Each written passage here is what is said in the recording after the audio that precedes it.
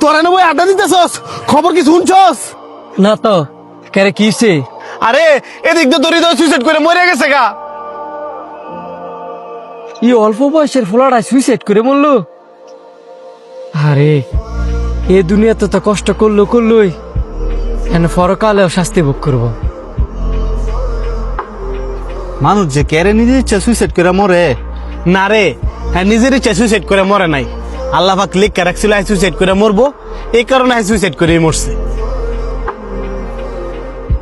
কি কস? আল্লাহ পাক লিখে রাখছে মানে? হ, আল্লাহ পাক যার যেমনি মৃত্যু লিখে রাখছে হ্যাঁ তো এমনি মরবো, এন তো মানুষের কোনো দোষ নাই। তোর বুঝার ভুল আছে, বয়স হয়েছে ঠিক হই, কিন্তু তুই বুঝদার অস নাই। এ হাইতে কি করে, তুই আল্লাহ পাকের হুকুম ছাড়া এক ফাওয়ান্ত লড় পারবি? আরে আল্লাহ পাকের হুকুম ছাড়া তো গাছের একটা পাতাও লড়ে না। তোর কথায় আমিও একমত, আল্লাহ পাকের হুকুম ছাড়া গাছের একটা পাতাও লড়ে না, কিন্তু আল্লাহ পাক প্রত্যেকটা মানুষের মধ্যেই নিজের সিদ্ধান্ত নিজে নেওয়ার ক্ষমতা দিয়ে দিছি। তো প্রত্যেকটা মানুষ তো কয় যে আল্লাহ পাক হ্যার মৃত্যু এভাবে লেখা রাখছে, এই কারণে হ্যাঁ মরছে। তুই তো ইডা মানুষ, কে কি করতাছে বা কে কি ভবিষ্যতে করব আল্লাহ পাক সব আগে থেকেই জানে। জানলেও কিন্তু তুই যে কইতাছস হ্যাঁ নিজের ইচ্ছায় মরছে, এটা বন্ধু আমি মানতাম পারতাছি না। আরে বোকা, হৃদয়ে সুইসাইড করে মরবো আল্লাহ পাক আগে থেকে জানে দেখেই লেখা রাখছে।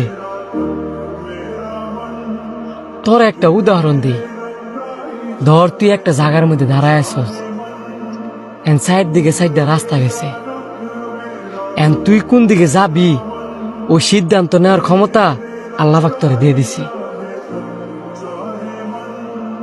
তোর আরেকটা উদাহরণ দিই, তুই যদি ফরকিয়া করস, তুই যদি মারা করস, ওটা কি আল্লাহ পাকের ইচ্ছায়? অবশ্যই না। তুই ফরকিয়া মার্ডার করবি দেখেই আর আল্লাহ পাক এটা আগে থেকে জানতো দেখেই লেখা রাখছে। পৃথিবীর সবকিছুই আল্লাহ পাকের হুকুমে চলে, কিন্তু নিজের সিদ্ধান্ত নিজে নেওয়ার ক্ষমতা আল্লাহ পাক প্রত্যেকটা প্রাণীর দিছে। বন্ধু তোর অনেক ধন্যবাদ, আমি এতদিন একটা ভুলের মধ্যে ছিলাম, আজকে তুই আমার এই ভুলটা ধরাই দিলি।